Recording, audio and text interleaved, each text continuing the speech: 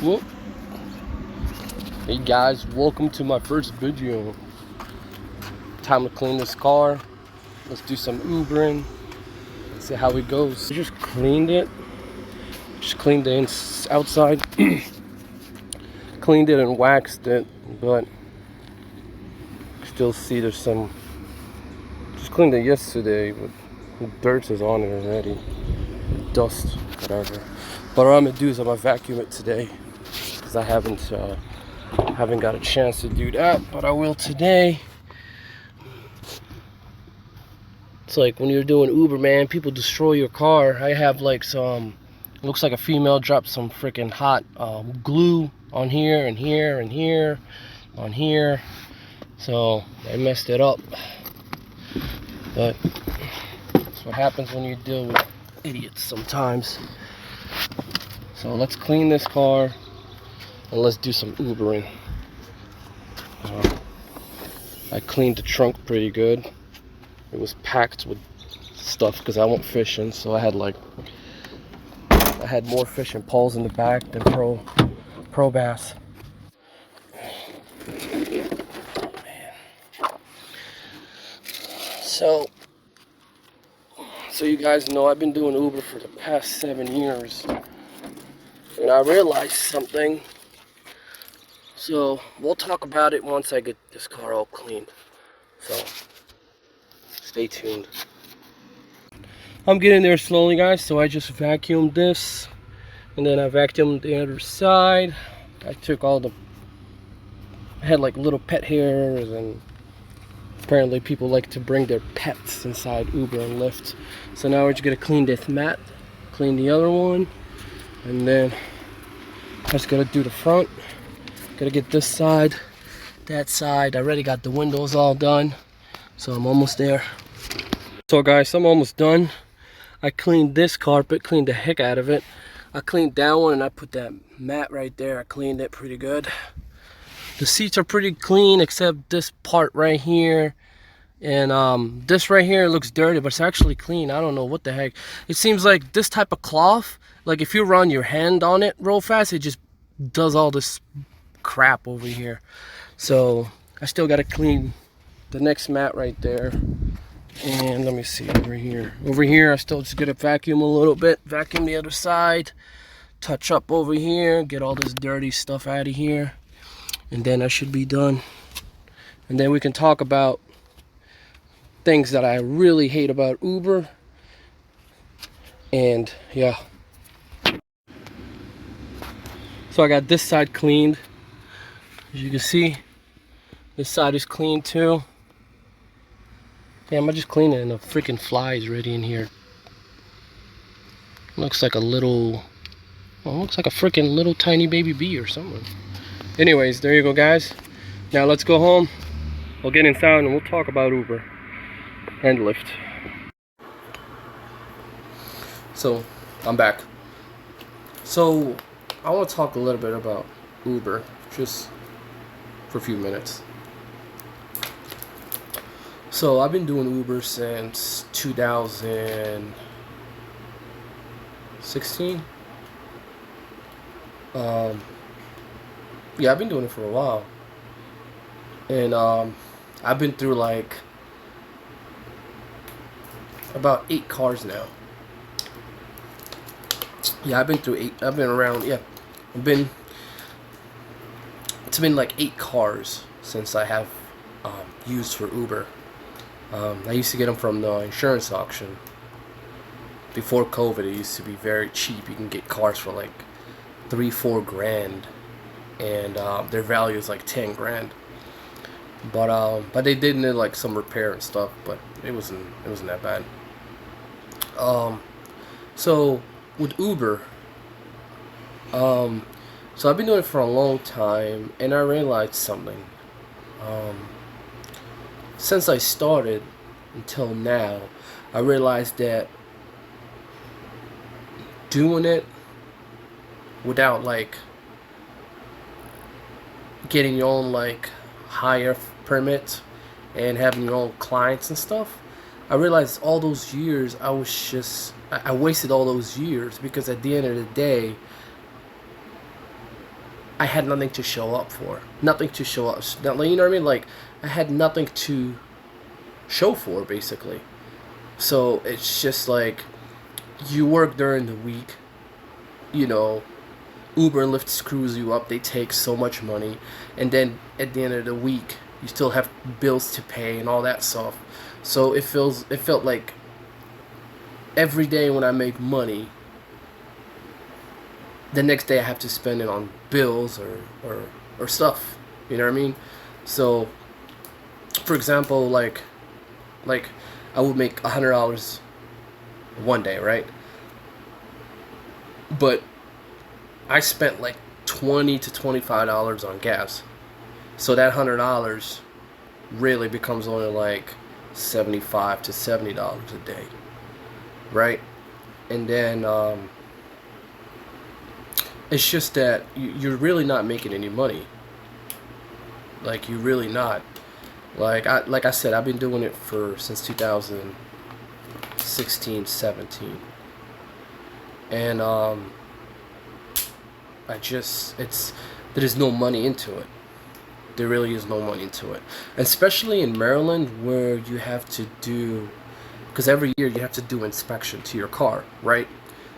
Before I did Uber, I used to be a Maryland State inspector. I used to inspect cars before you can get your tags and stuff. I did it for 5 years.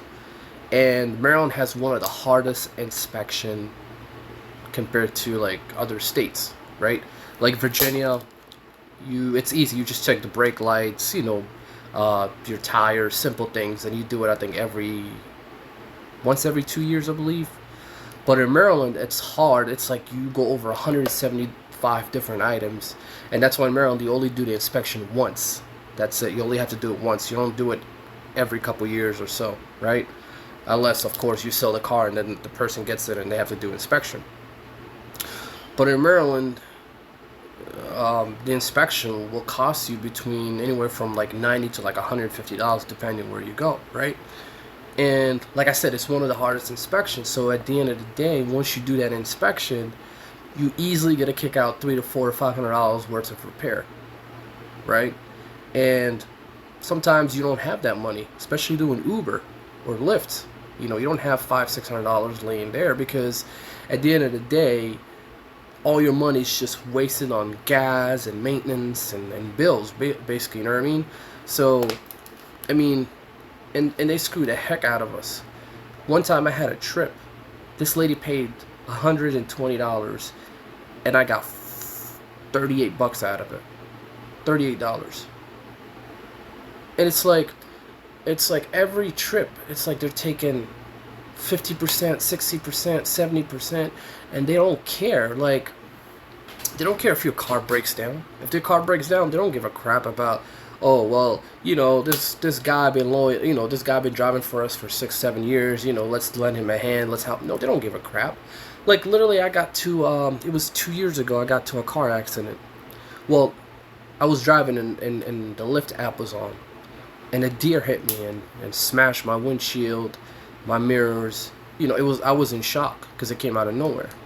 So I hit the emergency button they have on Lyft, and they got me connected to someone.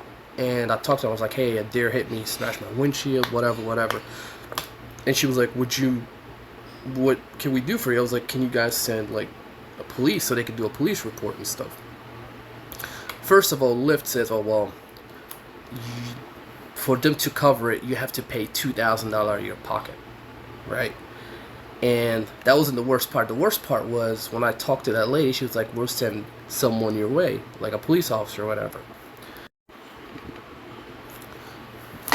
So they said they will send a police officer. Okay, cool. 10 minutes later, they literally messaged me on the app saying, oh, we can't get in touch with any law enforcement, so therefore you have to call them yourself.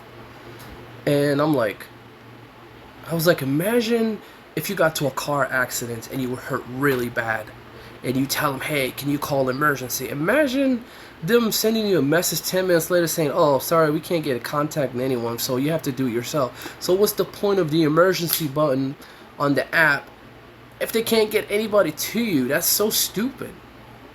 That makes no sense.